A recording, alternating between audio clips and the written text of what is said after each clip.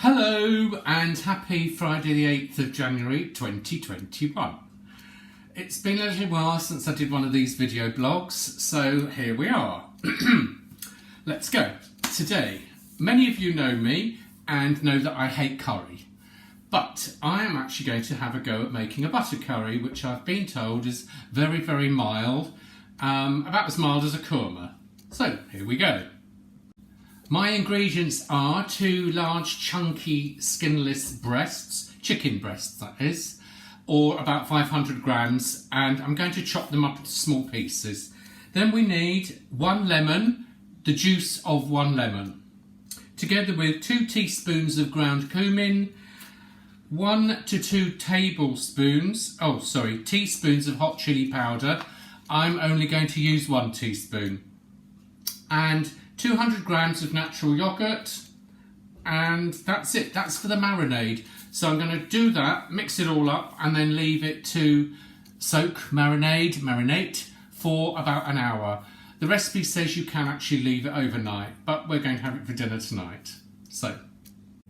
And there you have my ingredients. Okay, yogurt, chili powder, chicken breast fillets, paprika, cumin, and the juice of 1 lemon.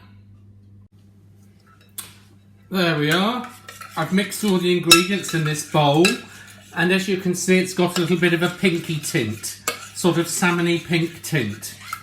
Now, I've chopped up the chicken into small pieces. There we are.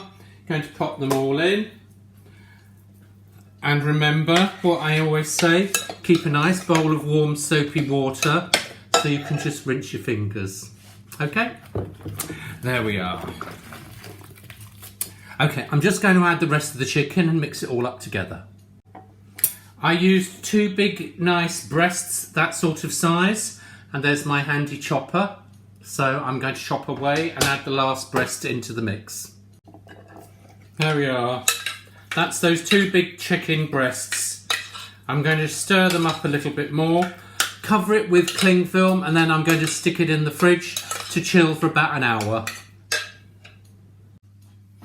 Okay, while that's marinating, now I've got to make the curry sauce. So this is the ingredients as per the recipe from BBC Good Food. 2 tablespoons of vegetable oil, so I'm using sunflower. 1 large onion chopped. I always chop my onions and then freeze them, so I've got a large cupful ready. Then 3 garlic cloves. I've got to chop them and mince them up finely. I'll use one of these gadgets. Fantastic. A thumb-sized piece of ginger. I haven't got any fresh ginger, so I'm just going to use a teaspoon of that. Easy ginger. Always handy to keep them in the house. Then 3 tablespoons of tomato puree. Voila. 300 mils of chicken stock, which I make my own from the bones and spare chicken from the roast chicken. So there we are. It's already frozen, so I've just got to defrost that. And it says 50 grams of flaked almonds. Well, I don't have any in the cupboard, so I'm just using 50 grams of ground almonds. Then the other 2 things on the menu, never heard of. 1 teaspoon of garam masala, 2 teaspoons of ground fenugreek. Well, I haven't got either of those in the cupboard, so we're going to have to make it without those ingredients. So if James wants it, he'll have to add them in later.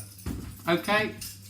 So let's make a start. Okay, yes, I've still got my Christmas pyjamas on. Okay, so while James is making a noise in the background, just 1 or 2 tablespoons of oil go in the pan. Yes, 2 tablespoons. So we just have to heat that up and then put the chopped onions in. There they go. Well, the garlic and the onions have been on a medium heat for about 10 minutes, and now I'm going to add the other stuff. So I've got 3 tablespoons of puree to go in, the almonds, and as I haven't got this fenugreek or masala stuff, I'm just going to be putting in 2 or 3 teaspoons of kurma curry spice, just for a bit of something different. So there we go. 1, 2, 3 teaspoons of curry powder, and then into that I'm just going to add my 300 mils of chicken stock. This is homemade and it's been frozen, so there we are. That's going to be quite nice. It was made just the other day. And just let that all simmer and defrost. Yum. There we are. And we'll come back to that in a moment. The stock cubes, or the big lumps of frozen stock, have now melted, and I've just left it all on the top of the stove bubbling away. That's been simmering around 10-15 minutes now. So all I'm going to do is just add in the marinated chicken. Excuse my tummy. We've all been eating a little bit too much, haven't we, over the last few months? So, into this bubbling stock, here goes the chicken. Because of the tomato puree, it's a lovely deep red colour at the moment. So, I'm just going to add that all in there.